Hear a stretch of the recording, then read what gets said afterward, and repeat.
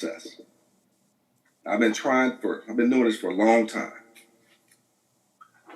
And you want you try to get them to come across the line. It's called success. You're trying to get them to come across.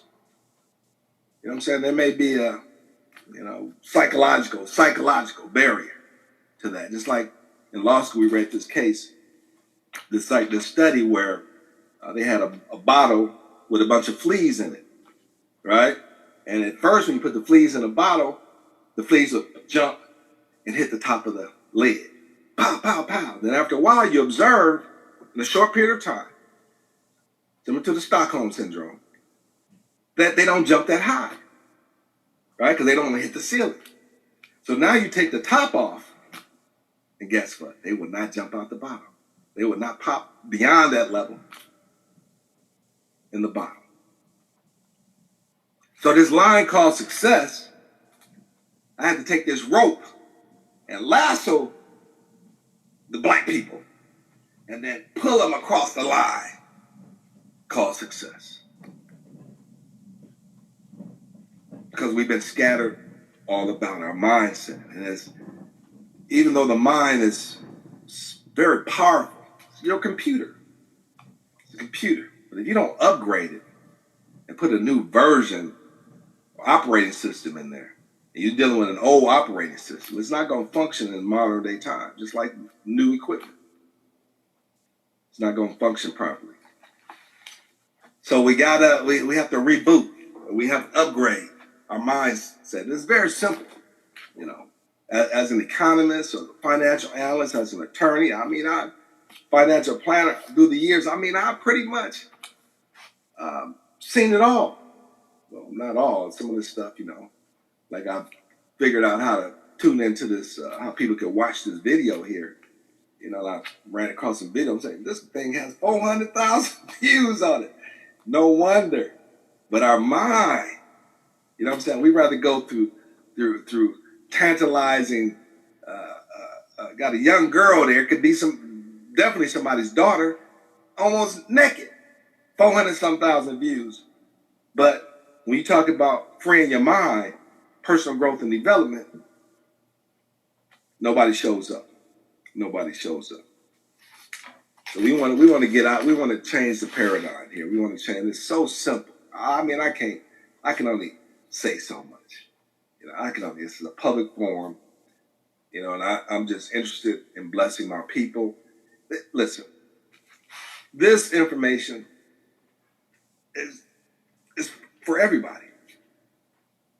This information will help any individual who wants to be helped. So if other groups come on board, which they're doing, and you don't get it, man, this is capitalism at its finest. I've taken 40 years and all the years of knowledge, and I've condensed it down.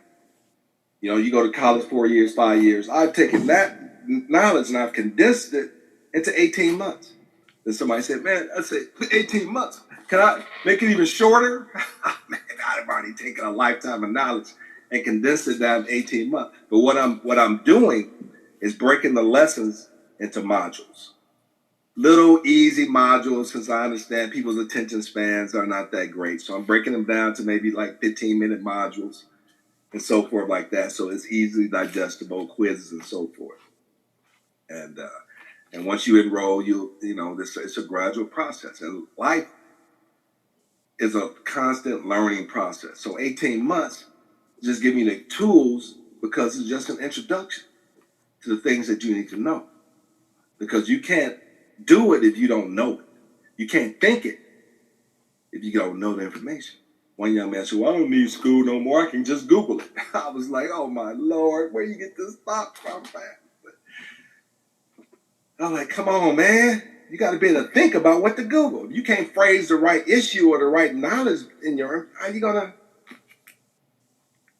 And it's something that the children have to be taught at a young age. Make sure your children can read and write at a young age. All right, we're going to get through this. Okay, is the institution of white supremacy responsible for the state of Black America? In the news, and then we have to look at it balanced, right? And then in law school, they teach us, it's called IRAC. What's the issue? What's the rule of law that we're going to be dealing with? What's your analysis? Pros and both sides. You got to look at both sides. One of the most difficult things it took for me to do as individuals is to look at both sides of the issue equally and fairly. And then you can draw a conclusion, right?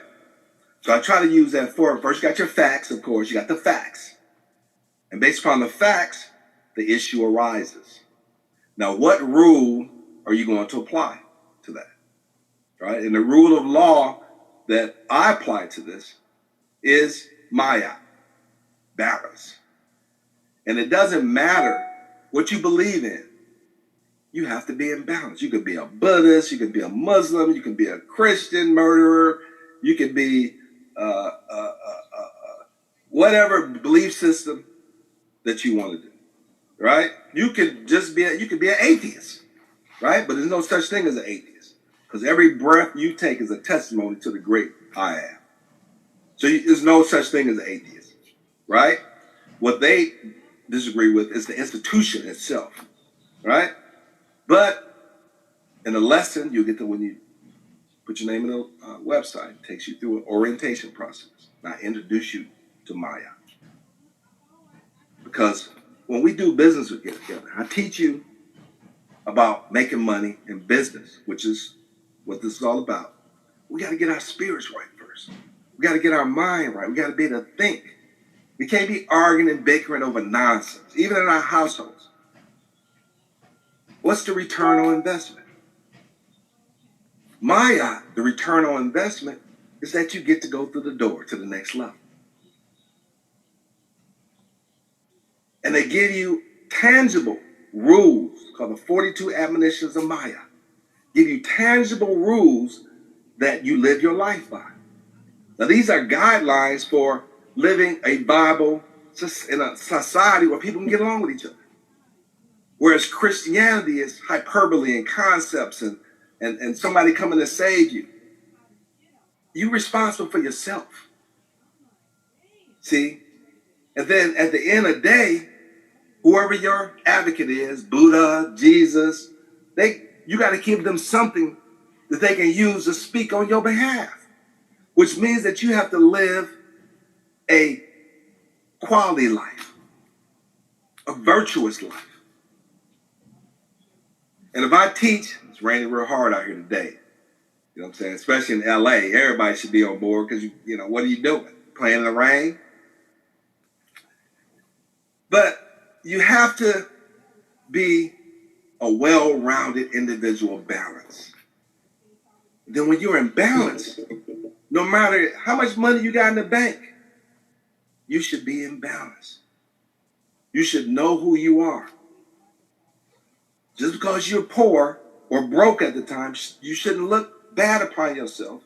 You shouldn't hate your skin color, right? You shouldn't have low self-esteem, because that's completely different from the world of things that we involve in. And I know you got to pay your rent. When you ain't got money to pay your rent, pay your bills, you feel like crap. But your spiritual man or woman is completely different. Live in the world, but don't be of the world.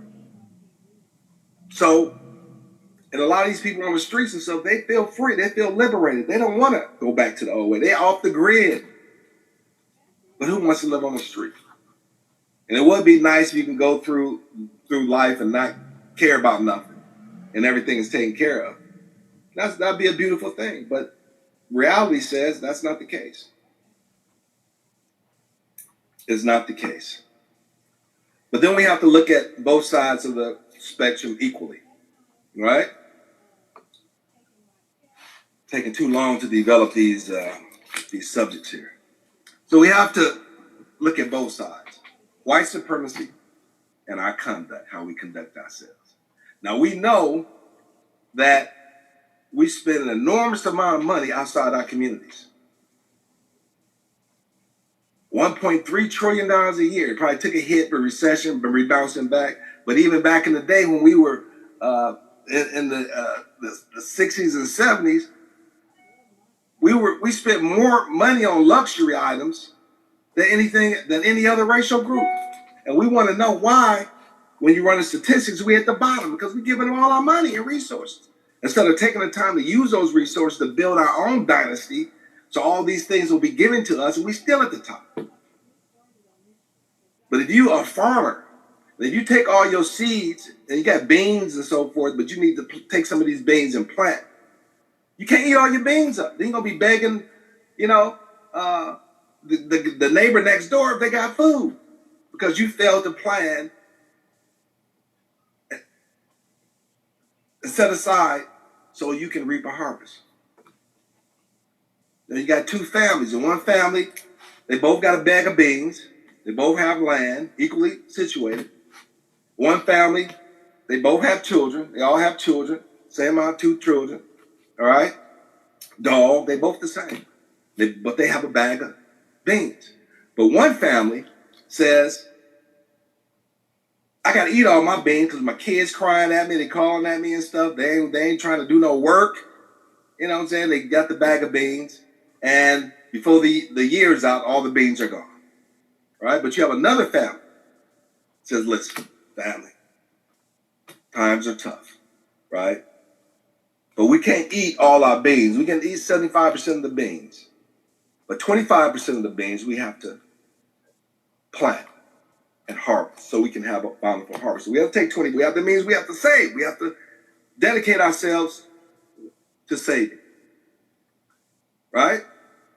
So, which means the parents got to be tough. Like, hey, man, I can't buy you them Jordans. I can't buy you these $500 tennis shoes and all this kind of fancy stuff. And everything got to be designer. They have to fight through that. So now they're taking that 25%, same thing akin to your take-home pay, right? Because you got a budget. You're going to learn all that stuff. Just trying to take you through the beginning stuff here, right?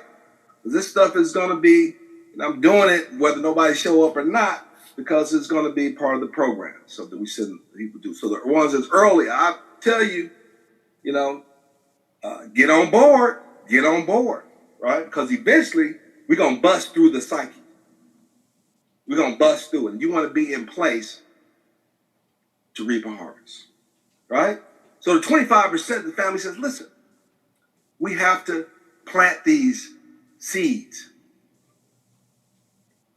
We have to do the work, till the soil of the ground, and plant these good seeds. Nurture it so the harvest, so we can have a harvest. And if God blesses us with a good harvest, not only will that 25% replace that 75%, but we'll have enough to sell to our neighbors for a profit. Simple stuff. Simple stuff. So I was in corporate America. I was paid to go to these companies, these departments. We had these quality circle meetings when I had to come and talk to these different departments and let them know that, listen, you're not a company by yourself. You belong to a larger corporation, and we have to be on one accord. We have to work together. We can't be at odds with each other because you are part of this major corporation here. So we have to be in line, right? The same thing I'm doing right now. Then you can fire people, you can write them up. But in our community, larger community, all I have is the ability to persuade. That's all I do. And if you're not taught the discipline of reading and studying at a young age, it's difficult. But the more you read and the more you learn, you're going to be like, man, this is a beautiful thing. But you don't down nobody because they're not where you are, right? That's why it's an each one teach one ministry. I'm making it profitable for you to show compassion and love to your brothers and sisters, to bring them along, right? Just because you got more money than another person. Listen, how many people, I'm getting large checks to people and watch them destroy their whole life with it. Their families, they're getting divorced now. All kinds. So money is not the issue. It's your heart. It's your mindset. It's your thought process. Money is a tool. So let's learn how to use this tool for our advancement. And all the stories that we're talking about, because we're not thinking properly. We're engaging in inappropriate behavior, like Dr. Claud A. We're engaging in inappropriate behavior. But the difference between all these others is that I'm going to tell you what to do and how to get out of this situation. But it's based upon knowledge and unity, right? So we can take a small percentage of that $1.3 trillion